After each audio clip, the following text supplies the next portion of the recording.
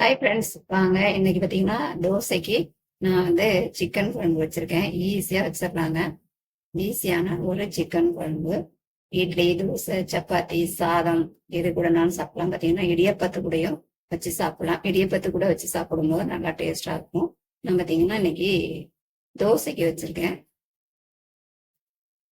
இது எப்படி செய்யுதுன்னு நம்ம வீடியோக்குள்ள போய் பார்ப்போம். எல்லாருமே வந்துட்டு பாருங்க, நல்லா டேஸ்டாகவும் இருக்குங்க. செய்யறதும் ரொம்ப ஈஸி. தோசை கூட தொட்டு சாப்பிடும்போது இப்படிதாங்க இருக்கும். வாங்க இது எப்படி செய்யறதுன்னு நம்ம வீடியோக்குள்ள போய் பார்ப்போம்.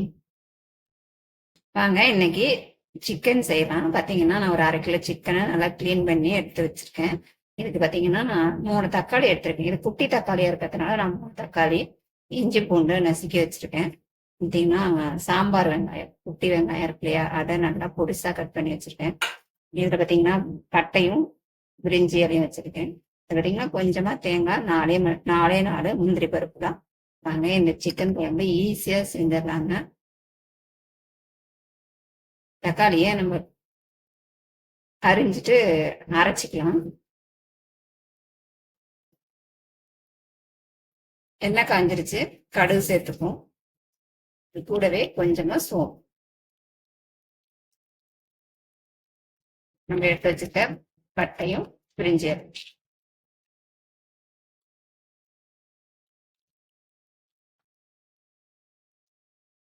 கடுகு நல்லா பொரிஞ்சிருச்சு. இப்ப நம்ம வெங்காயத்தை சேர்த்து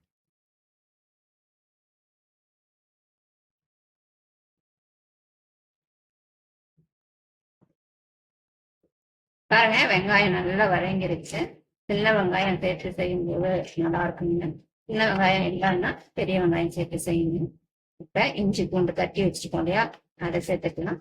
நான் தட்டி வச்சிருக்கிறத சேர்த்துக்கேன். இந்த பேஸ்டா இருந்தா சேர்த்துக்கேங்க.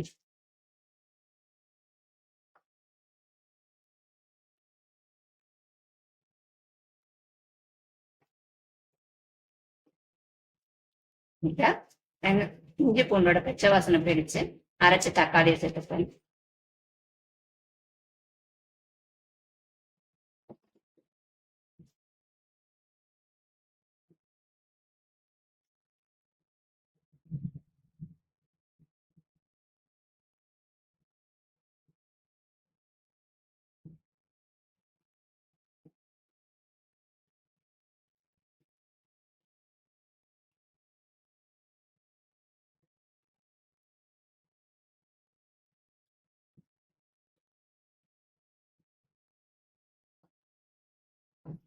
நல்லா தக்காளி அரைச்ச மாட்டீங்களா, அதோட தண்ணி எல்லாம் நல்லா காஞ்சிருச்சு.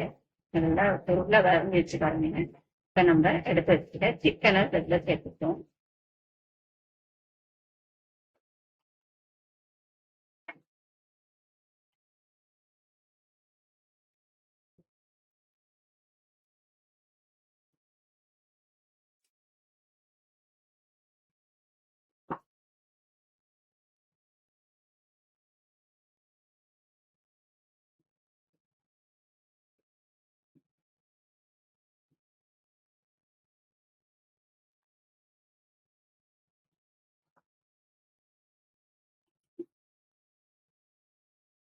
நம்ம காரத்துக்கு மிளகாத்தூள் சேர்த்துக்கோம். பார்த்தீங்கன்னா வீட்டில் அரைச்ச மிளகாத்தூள் தான். நீங்க தனி மிளகாத்தூள் சேர்த்துக்கணும்னாலும் சேர்த்துக்கோங்க. கூடவே கொஞ்சம் கரம் மசாலா. ஏன்னா நான் கரம் மசாலா சேர்த்துக்கிறேன். உங்கள்கிட்ட சிக்கன் மசாலா இருந்தா சேர்த்துக்கணும்.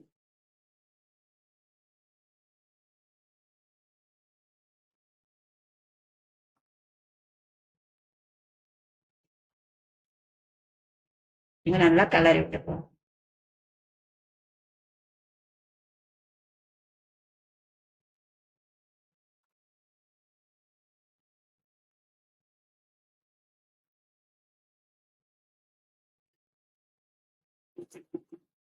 இதே மாதிரி நல்லா 1 நிமிஷத்துக்கு கிளறி விட்டுட்டு நம்ம தண்ணி சேர்த்துப்போம்.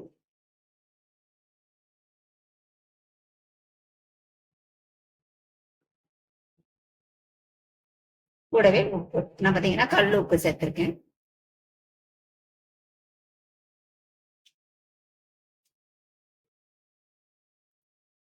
இது நல்லா கிளறி விட்டு மூடி போட்டு நல்லா வேக வைக்கணும். இது வேகத்துக்குள்ள நம்ம எடுத்து வச்சிருக்க முந்திரியும் திராட்சையும் முந்திரியும் தேங்காவையும் அரைச்சிக்கலாம்.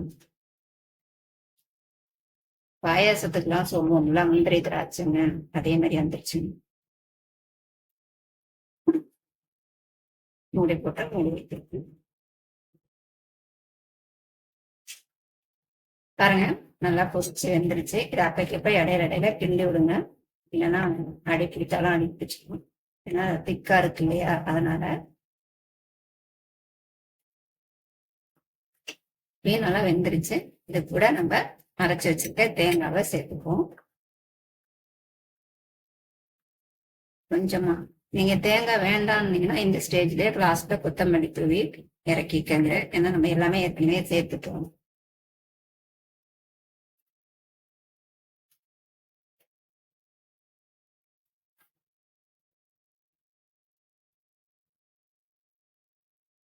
நம்ம தேங்காய் ஊற்றிருக்கோம் இல்லையா, அது ஒரு நிமிஷம் நல்லா கொதிக்கட்டும்.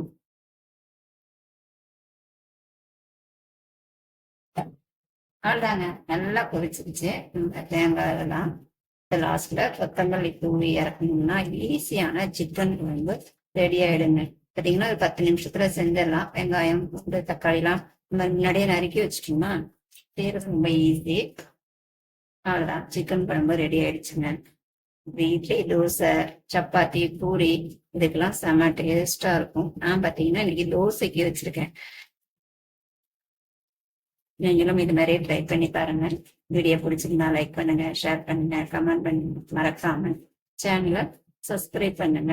இன்னொரு வீடியோல சந்திப்போம். பை.